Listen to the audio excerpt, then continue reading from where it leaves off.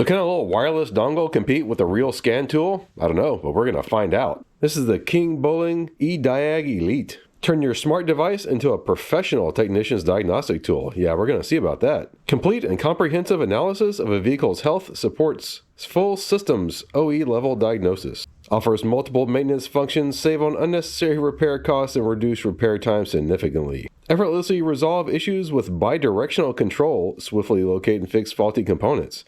You know, that's pretty interesting. I don't think I've ever seen one of these little dongle things that just connects to your phone actually have a lot of bidirectional control, but we're going to find out if this thing's any good. Comes in a nice little case there. That's quite stylish, yeah. And yeah, it just looks like your basic little dongle. And this thing is only around $100, and if it can compete with real scan tools that, you know, cost 5-6 times as much, I'm going to be very impressed. Of course, we have to download an app to our phone. I'll do that in just a second, and then I guess we scan this to activate it. There's a little activation code that I'm covering up, of course, because you don't need that. Before we can get signed in, it's asking us for some permissions. They're going to track your location and read the files on your system. Going to allow that. Yeah, only allow it while using the app. Only let it look at my photos. Yep. You know, I really find this registration stuff frustrating. They have to send you a code to your email, and the code only takes like 60 seconds, and it has to be refreshed, and, you know, your email sends it to spam. And anyway, it's a huge pain in the butt. But I did that, and I got it activated. And now it's saying location permissions needed. It says, we, as Think Car team, announcing here that we will not taking your data as another purpose than scanning the Bluetooth devices. So why the heck does it need location for Bluetooth? It doesn't. They're freaking fibbing to you. I usually keep my location thingy off like all the time. I mean, it just doesn't need to be on unless I'm, you know, actively using maps or something. But yeah, it's forcing me to turn the location data on, which I don't know. That seems really weird to me, doesn't it? Well, anyway, I'll do that and just to try this thing out, see how it does. Well, as soon as I connected it to the Bluetooth, the first thing it started doing was downloading some updates. But we're sitting here in my Land Rover because the Land Rover has a lot of different modules, and sometimes it can trip up scan tools. So it'll be real interesting to see how well this little dongle for the smartphone compares to, you know, a real scan tool. All right, it's done with this update, and it's doing something. Well, I guess it detected that we are in a Land Rover, and now it's downloading the Land Rover software. I guess it's going to do that every time you connect it to a new car. And you can see the download's kind of painfully slow. I don't know if that's their servers or if it's my phone, but back to waiting some more. All right, well, it downloaded the software, and now we are loading. The little Wi-Fi dongle down there is beeping at me. Current vehicle, yes, that is correct. Let's go ahead and do a health report, see what happens. Okay, it looks like it's getting a bunch of modules. That's good. Let's see how many it actually gets. It's got that nice cool scanner effect going, don't it? Okay, so it found 4 abnormal, which I mean 4 modules with some error codes in it, and then 19 normal ones. And yeah, this thing does have 23 modules in it, but it looks like it found all of them. That's pretty awesome. Let's click on report and see what the report does. Here's how the report looks. It lists out all the things that it's finding wrong right there. And oh, it also lists all the things that it found correct. That's kind of nice. See if these things have drop downs. Oh yeah, look at that. Each one of these guys has a little drop down. I wonder what this Think GPT thing is. Let's click on that. I guess it's going to try and tell us what this thing is. Yeah, okay. You know, that's not like a bad description of the error. Gives you something to check. Not too bad. Looks like we can generate a PDF down here. And yeah, there you go. It just gives you the same stuff in PDF format. In fact, that's a little bit easier to read. It lists out the error codes right there. And it looks like maybe you can email it up here or something. Oh, it just saves it as a PDF to your device. That's kind of nice though. Well, the report's cool. Let's go back. Maybe we can go into this module, see what happens. Oh, here we have some actuation tests. Let's take a look at this. This is fun. We can probably roll the windows down. Yep, there goes the window. Now we need to go back and roll it up with this thing. And there it goes up. Well, let's go back and maybe take a look at the ECM, see what sort of actuator tests we have for it in here. Oh wow, we have fuel pump and variable valve timing, intake air temperature sensor voltage. Well, that's interesting. Kind of interesting to see those actuator tests. Let's take a look at the data stream though. Let's take a quick look at all the different things that you can like see on the data stream. Looks like a fair amount of stuff in here. And it's got a search up here too. All right, we're gonna select our engine speed. That's gonna be RPM, right? Maybe we'll do our fuel trim, our long-term fuel trim, and our short-term fuel trim. Maybe we'll look at our ignition angle and go ahead and click OK. Okay, so we can see here, it's giving us live data, and that seems to be updating like instantaneously. So we know it's scanning CAN bus. That's pretty awesome. I wonder if we can click on these little graphs over here. Here's our short-term fuel. We can watch it go on the graph. Yeah, okay. I mean, that's definitely useful. Let's see, we have a combine button down here. Maybe this will combine them. Just select all of these. Click OK.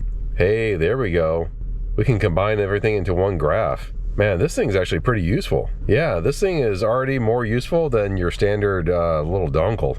Well, let's go back and take a look at some other things. I definitely like that graphing data though. You gotta have graphs to really troubleshoot. Let's maybe take a look at the analog brakes and see what sort of actuator tests they have for the analog brakes. Oh wow, the open and close the valves and traction control. Huh, interesting. See what sort of stuff we have on the live data stream too. Wow, yeah, you can look at all the individual valves, the body roll, brake fluid hydraulic pressure. Let's just take a look at that. Just see that real quick. I'm gonna step on it.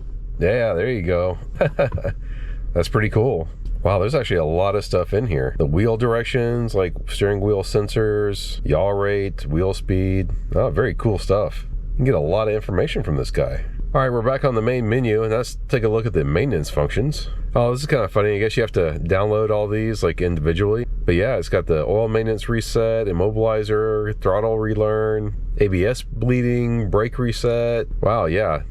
Injector coating, the battery matching. Huh, this is all, you know, good stuff. That seems pretty comprehensive for a maintenance package. Just taking a look at the main menu here, we have a history. That's nice. You can see cars that you've scanned so far. And you can see reports that we've taken. OBD functions, I wonder if that's really any different. Oh boy, we're downloading more stuff. All right, so this looks like just basic OBD scan. Hit enter, so I wonder to see what it does. Oh, okay, so here we can like read freeze frame data, stuff like that. We can check out the IM readiness. Yeah, just make sure that, you know, you can pass your emissions test or whatever. Okay.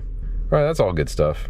But any basic code reader can do that. I was really more impressed with all the actuator tests and live data that it has. Well, I think this thing did pretty good on the Land Rover, but let's go try out another car that tends to trip up scan tools. All right, here we are in the Fiat, and this car is good to test out scan tools in too because it's part Mazda, part Fiat. It can really trip some of them up, so let's give it a go. Let's do the VIN scan. Okay, so it did identify a Fiat, and now it's downloading the Fiat software. So we'll check back in again in a minute after this painfully slow download. All right, it downloaded the software. Now let's see what it does. Okay, it found the spider. That's very good. Not sure what this prompt information thing is doing, but it's taking it a minute. All right, let's take a look at the health report. Don't expect to find any issues with the car, but we'll give it a go. We can at least see how many modules it tries to scan. Oh, wow, that's interesting. It did find an error in the entertainment telematic module, but it found 10 modules total, which I think is correct for this car. Well, let's take a look at that. Read the fault code. Okay, that's what she is. And click on search, see what comes up. It just pulls up a Google search, you know, whatever. All right, well, we can research more of that later. I'm more interested in seeing what else we can see in here. So under body control module, it's going to be interesting. A lot of scanners really get tripped up on the body control module on this thing. See what data stream it has. Wow, brake fluid level, brake pedal status, kind of interesting. Wipers, headlamp status, wow, okay. Ignition status, that'd be good to see. Car is switched on right now, so yeah, you can see all the different stuff in here. It's kind of a lot. Let's see what we see here though. All right, brake pedal says it's released. Let me press on the brake pedal and it doesn't show anything. Yeah. So that's kind of an issue, like with this car in general. Scanners will think they can read things in the BCM, but they really can't. Let's go back and just take a look at a couple other things though. We can do the trunk lid. Click OK. It says it's closed. I'm gonna hit the button. So I hit the button and you can see on the dash that, you know, it says the little doors are open. And in fact, yeah, it says the trunk is ajar too. Okay, well that is actually pretty good. That's something it can do.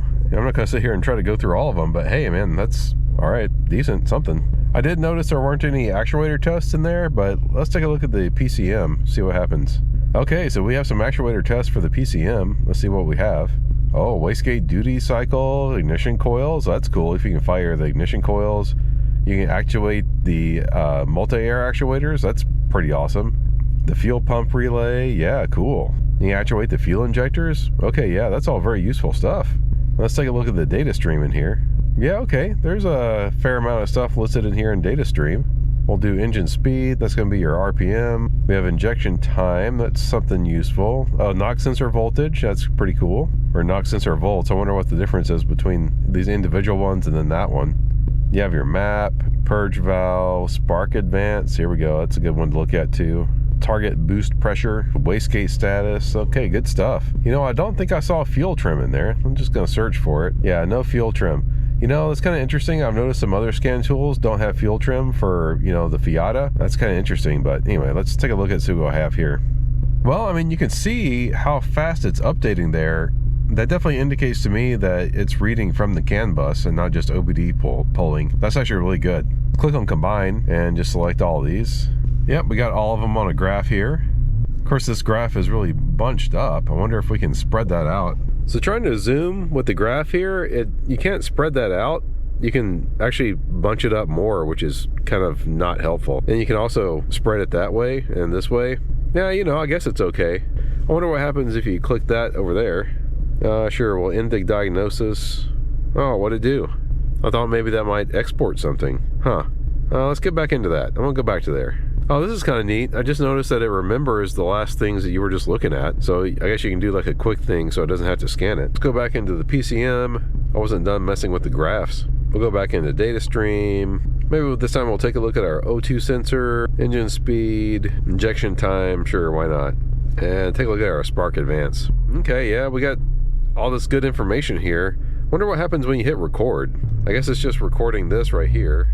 But what's it recording to? Like, is it just taking like a screenshot, like a video of this, or is it actually outputting it to a file? I'll stop recording and let's see, enter file name.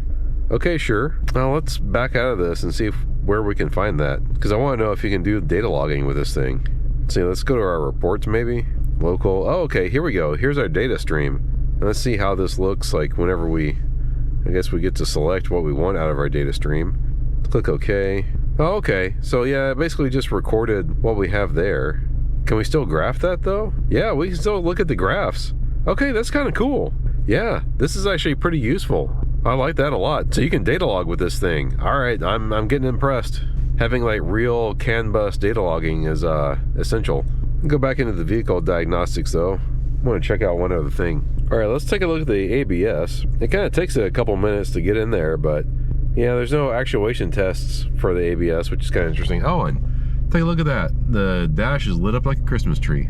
That's fine though, it'll go back to normal. Take a look at the data stream. We're gonna take a look at hydraulic pressure, brake pedal switch maybe, traction control, engine drag control. What the heck is that? Hill descent control, this thing doesn't have that. Wheel speed sensors, you know, I'm just curious. It's going to show 0 because, you know, I'm sitting still, but it'd be interesting to look at it. Just click OK and see what we see. All right, so it says brake pedal switch inactive. I'm going to hit the brake pedal. Still says inactive, but you did see the pressure on the line go up. So, you know, that's something. And yeah, the wheel speed sensor is 0, so we're not moving. But yeah, okay, so live data is kind of working. Take a look at this entertainment telemagic module, which is where we saw the error code. We'll read the fault code again. That doesn't really help us. We'll take a look at the report.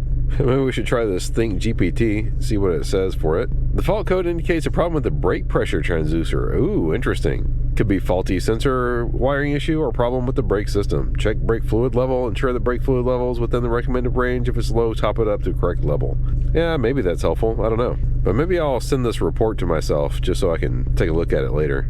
But yeah, you know what? I think I'm actually kind of impressed with this little guy. I don't really like using my phone for diagnostics like this. I really prefer to have an actual real scan tool.